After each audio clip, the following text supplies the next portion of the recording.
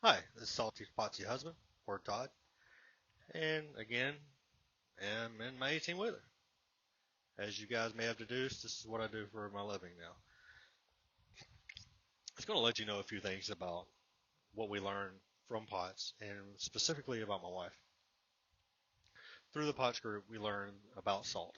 Salt is very, very important for her, and we played around, well, we kind of found out about it on accident with the POTS group in a way.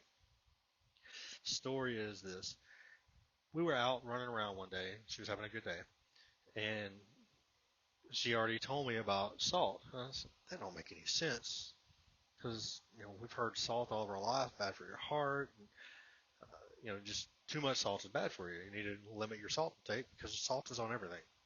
Well, regardless, we're out running around, and she started feeling really down, really just lethargic, no energy. So I said, well, we're going to run by Sonic. We're going to grab a salty pretzel or the little pretzel bite things, and we're going to get you some or a milkshake because she's hypoglycemic. We're going to get some sugar back into her, and that should help her out. Well, my theory was correct. After she ate the pretzel, got the salt in her, and she put extra salt on it just to see what would happen, and she got the milkshake into her, she started feeling good. Plus, at that time, her body was really, really hot. I mean, other than her physically being hot to me, but she her blood was, as she says it, her blood was boiling. So it cooled her off from the inside. She started feeling really, really good. And so I asked her to look up how much salt is on that. She said about, she did Google, because Google never lies and always correct about everything. She found out it's about 2,000 milligrams. I thought, man, that's high. She said, well, minimum's 3,000 for anybody that has salt, all the way up to 10,000. Excuse me. I said, are you kidding me? He said, no. All right. So we started to find out what type of salt is going to be good because I knew regular table salt had iodine in it. And again, we went to the POTS group. POTS group said pink Himalayan salt. We went home and started looking. We had some. I don't know how or why, but we had some in a grinder. Maybe her mom brought it with her. I don't know.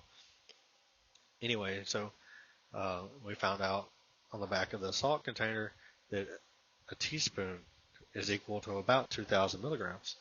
So grind and grind and grind and grind it into a plate, paper plate, fold it up, pour it into a bottle of water. Boy, you're talking about some work. And I thought, well, if it's just even just a little bit more money, maybe 50 cents or whatever, we'd go buy some. It's already ground up, and maybe that would work. So we, of course, went to Walmart, and lo and behold, there it was. The thing about the pink Himalayan salt is it doesn't have iodine in it. It's got all these other minerals in it. I'm kind of concerned about those minerals simply because if you add a lot of salt, for POTS people, it's great. But if you add all the minerals with it, what are those minerals? How does your body react to those minerals? And will it hurt you? So maybe you guys can help me out with that if you've already done some research on it. But anyway, so that works. And she did really good starting off in the daytime because we were talking about it. I said, well, it helped you that one time, but you start off in the daytime, you don't have any energy. So I told her, so the next morning, what we're going to do is we're going to put a teaspoon in a bottle of water, and that'll get you started off of the day. Kind of like, a high energy or a high protein breakfast or something. So tried it. It worked. She felt better. And I used to do CBD to help me sleep at night. Of course, the CBD that doesn't have any THC in it because I am a truck driver. And we are in Texas, so that's illegal. But so I talked her into going and getting some. And it's liquid by the mouth with tart cherry in it. Our local homegrown, home-owned, whatever vape shop. She makes it. She's almost a doctor. Almost has her doctorate to be like a medical doctor. Anyway, so she's done all this research, and I used to take it all the time to help me sleep, and I loved it. The only bad thing is it made me so tired in the morning I couldn't get up and get going. And being tired, being a truck driver is not a good thing. But anyway, so I got her finally convinced to try some. And she tried CBD, or that CBD with tart cherry in it, with salt the next day. Felt even better. Her heart rate was lower. She had more energy, and just all around better day. She did that for about 2 days. And of course, she had her Propanolol extended release on board as well. And the combination of those things, and she's maybe Ativan? That sounds right, but I might be wrong. I don't keep up with all that stuff. I'm just her support system. She keeps up with her own medications and stuff. But anyway, so with all that together, she was having great days. And she said, I want to just take one of them off, and I'm going to take the CBD off just to see if, the CBD is kind of a build-up thing, or if it's, you got to do it every night. Well, she took the CBD, or blah, blah, blah. Sorry, mush mouth. The CBD, she didn't take it one night, and the next day she got up. She was like, okay, I feel pretty good. Throughout the day, she just started going down and down and down. By the end of the day, she was in bed, had a headache, heart rate was elevated, wouldn't come back down. Told her to take some CBD, and it started to come down a little bit. So we know the CBD plays a major role. Matter of fact, went back to her cardiologist in Tyler, and he said, Dr. Sicoli, he said, I prescribe CBD to my patients all the time. And she said, well, I don't take too much. He said, you can't take too much. If 1 tablespoon, because we do a tablespoon at a time, if 1 tablespoon don't work, take 2. That don't work, take 3. And he said, take it. If it works, take it. It's not going to interfere with your particular medication. Obviously, if you're wanting to take CBD, contact your doctor and make sure it's not going to interfere with your medication before you take it. Just don't go willy-nilly like we did. But I'm willing to try anything to help my wife.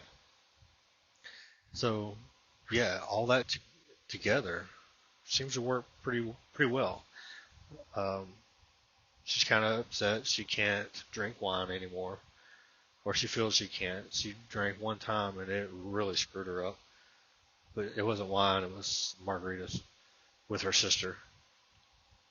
And you girls know, you want to go out and have a girls' night with your sister, with your friends, or whatever. And with this pot stuff or dysautonomia, kind of screws your world up. So as far as that's concerned, so what you do, you go and find something else different. If you have a good support system with your husband, include them.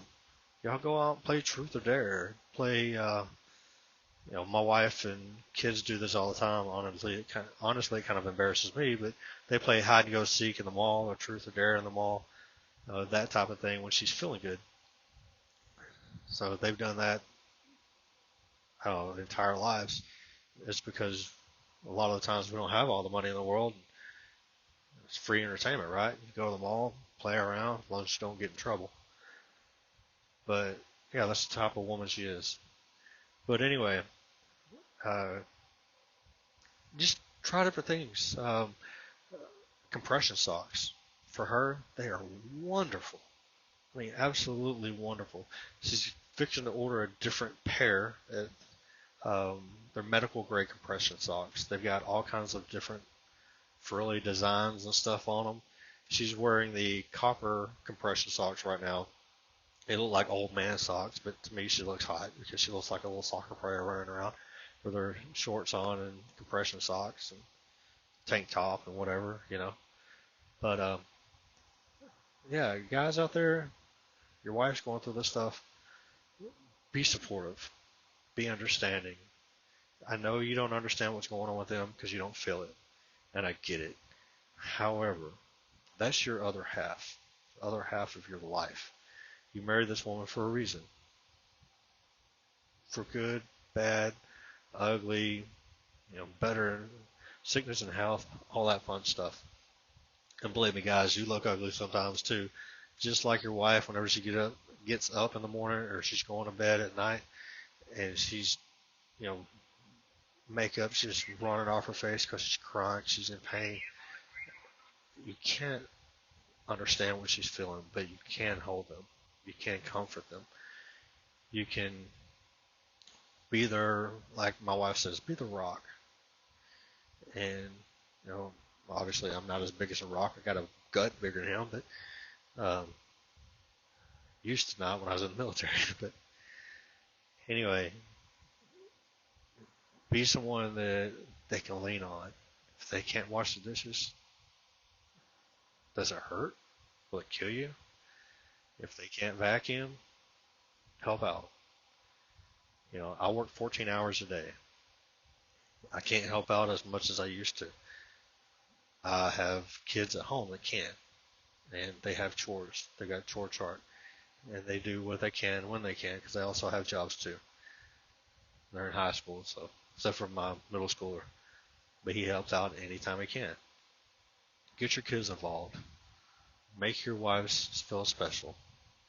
Wives, if your husbands have POTS, support them. They want to be the supporter of the family, the protector. Having this disease, I don't know if you want to call it that, but having this problem really makes them feel smaller than an ant, not near as strong. So you have to be the one they have to lean on. That's enough on that. I'll come back in a different video and let you know the things that I've done for my wife, the things that, like a wheelchair that helps her feel better, and take her and do things that she really likes to do. So, well, thank you for your time. Y'all have a good day. Bye.